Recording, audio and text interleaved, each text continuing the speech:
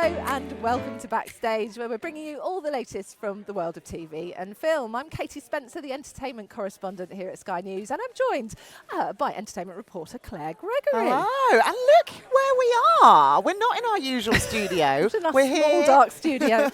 Here at the Edinburgh TV Festival. For those of you who don't know what the Edinburgh TV Festival is, it's basically where the big bosses from TV and the streamers come to basically reveal what they've been up to for the last 12 months and talk about all of the exclusives that they've got coming up in the next year. Look, the festival is perhaps best known for its McTaggart Lecture. Every year, a guest speaker is basically invited to give a keynote speech on the state of the industry, if you like. This year, it was the turn of documentary maker Louis Theroux, and he was talking about the industry basically playing it safe was the general theme of what he was talking about. Here's a flavour of what he had to say. The Capitol rioters, the rise of anti-vaxxers, deranged conspiracy theories about 5G masts, all of these have been fueled by and would have been impossible without television in its broadly defined form of video content. And were all of that not enough, now we find our beloved industry is on the verge of being besieged by robots in the form of deepfakes and AI. Hollywood writers are striking, among other reasons, because of valid concerns over large language models cannibalizing and regurgitating their plots and their dialogue, which, let's be honest, sounds a bit like what some in Hollywood have been doing for years.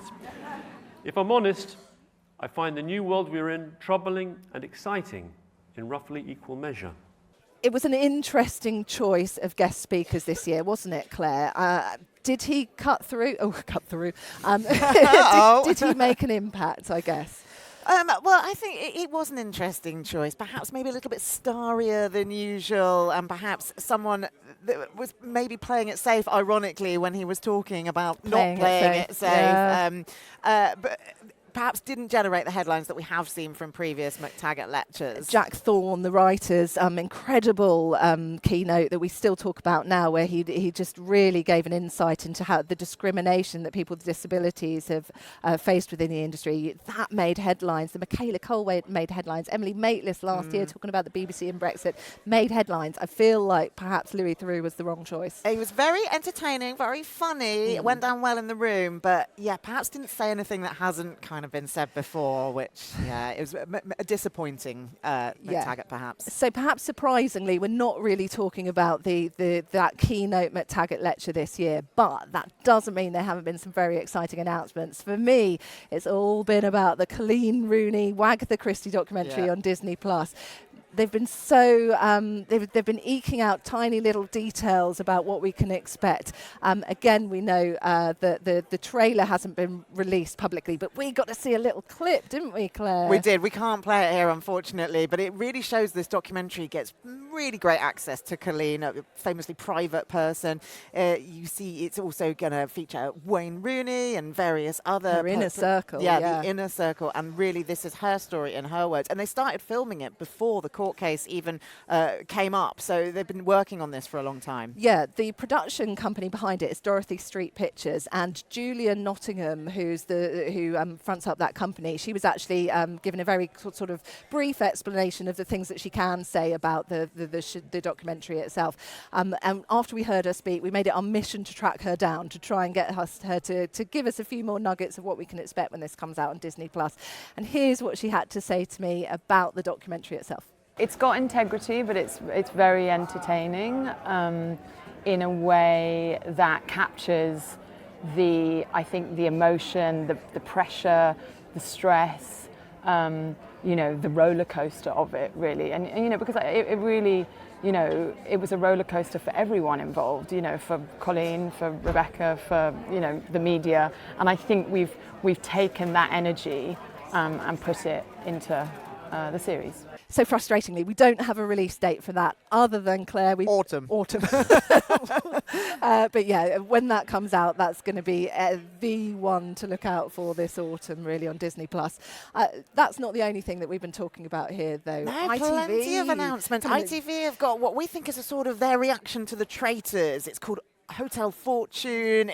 They mentioned the word subterfuge. It's going to be presented by Stephen Mangan, and it's. But look, if the Traitors had Scotland as its location, come on, they're Yeah. upping the ante. They're in the Caribbean with Stephen Mangan. Yeah, I mean, in the Caribbean. Definitely looks like, if you were a fan of the Traitors, look out for that one. And of course, Big Brother doing big buzz here. Everyone chatting about that. They still won't tell us exactly when it's coming, but we know the house is built, the casting's been done, and it will be October. So yeah, very soon now. Okay, what else do we know then? If you're talking about releases on Sky, what are we talking about?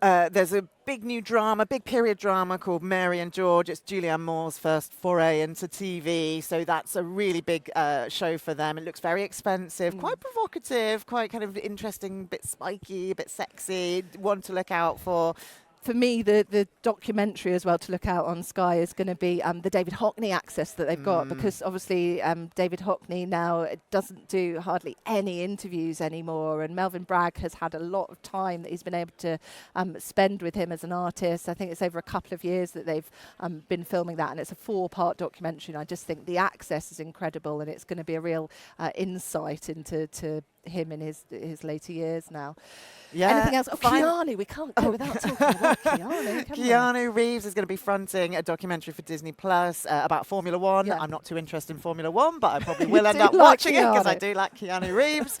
And the other one I have to mention is another Sky One documentary, House of Kardashian, looking at that dynasty, looking at the impact, cultural impact, entertainment impact. They have Caitlyn Jenner featuring as part of that. So that is another one that we are going to be talking about down the line.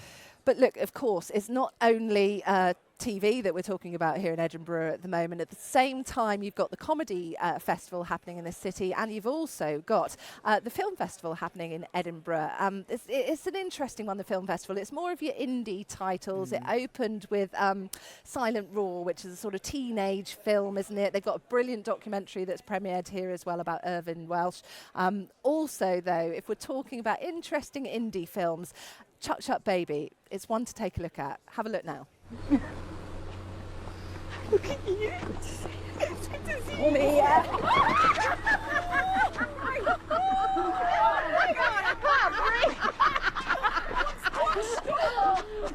You remember Helen from the home, Joe? She was at school with us. Vaguely. Listen to you. You sound dead posh. You do.